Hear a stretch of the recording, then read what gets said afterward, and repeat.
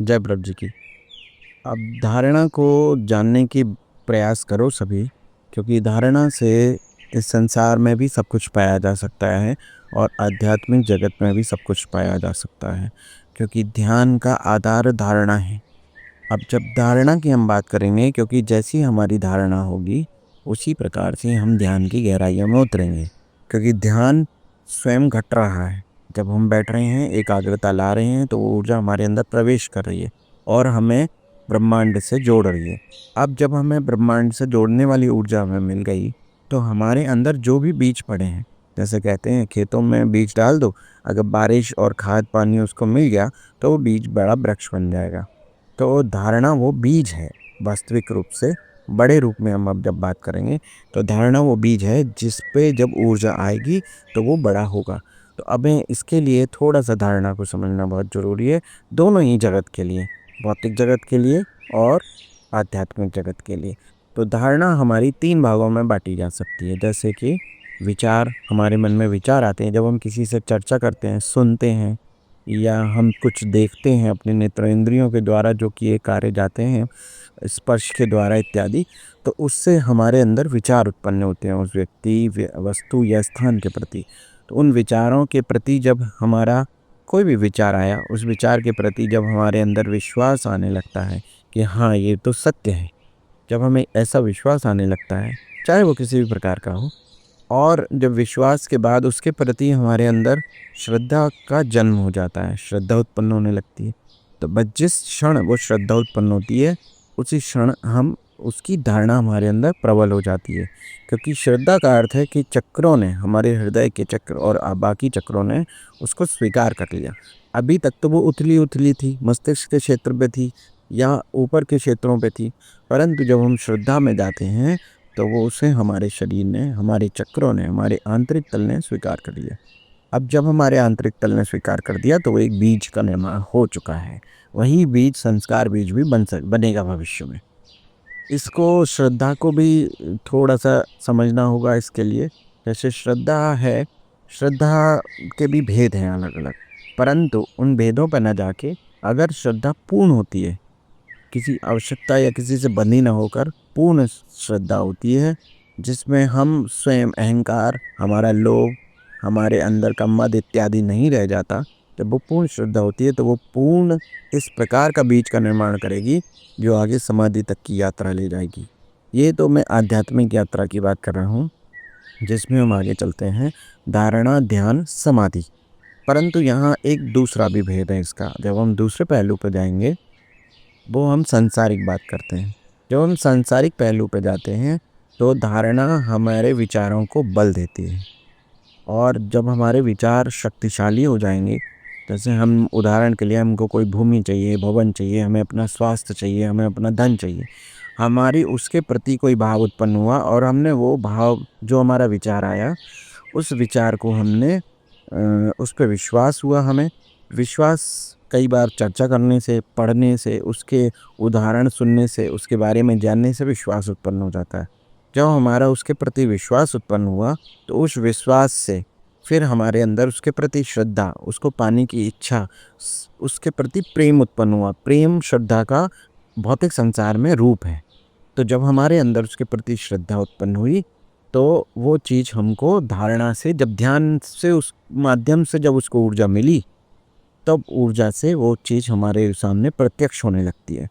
देखो, इस बात को और जानना हमें आवश्यक है कि जब हम धारणा मात्र से उस परमात्मा को पा सकते हैं जिसने ये पूरी सृष्टि बनाई, तो हम धारणा मात्र से, धारणा और ध्यान के माध्यम से इस भौतिक संसार में भी हम जो उसने बनाई हुई उसकी किसी भी वस्तु को पा सकते हैं। हमारे लिए सहज है।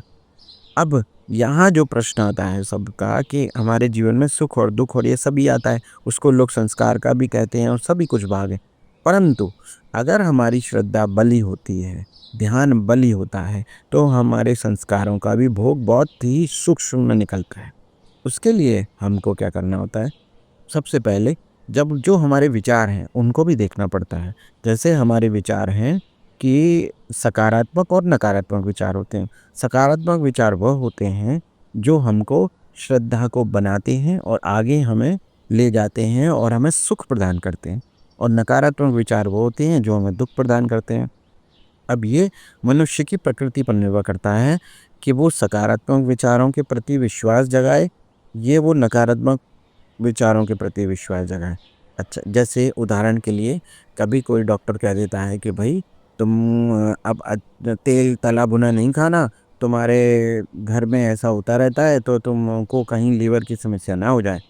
अब ये तो उसने अपना एक बात करी, लेकिन तुम्हारी श्रवण वो सुना और फिर तुम्हारे मन में अब ये ज्ञान होने लगा, नहीं देखो यहाँ ये भी खाते हैं, इससे इतना कोलेस्ट्रॉल होता है, इसमें ये होता है, इसमें वो होता है और इतनी सारी चीज़ें होती। अब तुमने उसके बारे में चर्चा करके और उसको विश्वास जगा लिया। जब तुमने उस पर विश्वास जगा लिया तो अब धीरे धीरे वो विश्वास इतना प्रगाढ़ हो जाएगा कि तुम्हें उसका भय उत्पन्न करेगा। अच्छा, नकारात्मक विचार जो भय उत्पन्न कर देते हैं, डर की श्रद्धा उत्पन्न करने लगते हैं, हमें 24 घंटे वो दिखने लगता है तो हम जागृत ध्यान की अवस्था में आ जाते हैं जो हमें पता ही नहीं लगता। हम सोते जागते उसका चिंतन करने लगते हैं और चिंतन इतना बली हो जाता है कि वो भय की श्रद्धा उत्पन्न कर देता है।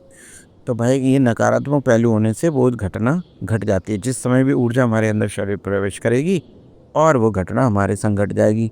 तो वास्तवता देखा जाए तो जीवन में सुख और दुख, स्वास्थ्य अस्वास्थ्य, जो भी कुछ हमें प्राप्त हो रहा है, धन या गरीबी, वो हमारे विचारों की श्रद्धा और उसके भय इत्यादि से उत्पन्न हो रहा है। इसी से बचने के लिए गुरुदेव सदैव कहते हैं सभी को कि अपने मंत्र का खूब जाप करो, चलते फिरते करो। तो जब हम चलते फिरते अपने मंत्रों का जाप करते हैं, कोई स्वाध्याय करते हैं, रामायण गीता पाठ इत्यादि करते हैं, भगवान के सामने थोड़ी देर बैठते हैं, तो इससे हमारा चित्त स्थिर होने लगता है। प्राणायाम योग के द्वारा हमारी शरीर की अशुद्धियाँ निकल जाती हैं, तो वो जो विचार है वो पक नहीं पाता। कोई नकारात्मक विचार आया भी तो वो चला जाता है। तो जब वो चला जाता है तो बली नहीं होगा, तो हमारे जीवन में घटेगा नहीं। तो हम वापस अपनी बात पे आते हैं, धारणा पे। तो अगर तुम इस भौतिक संसार में किसी भी वस्तु, व्यक्ति, स्थान इत्यादि की धारणा करते हो और उसके प्रति विश्वास जगाते हो तो वो कार्य भी संभव हो जाएगा।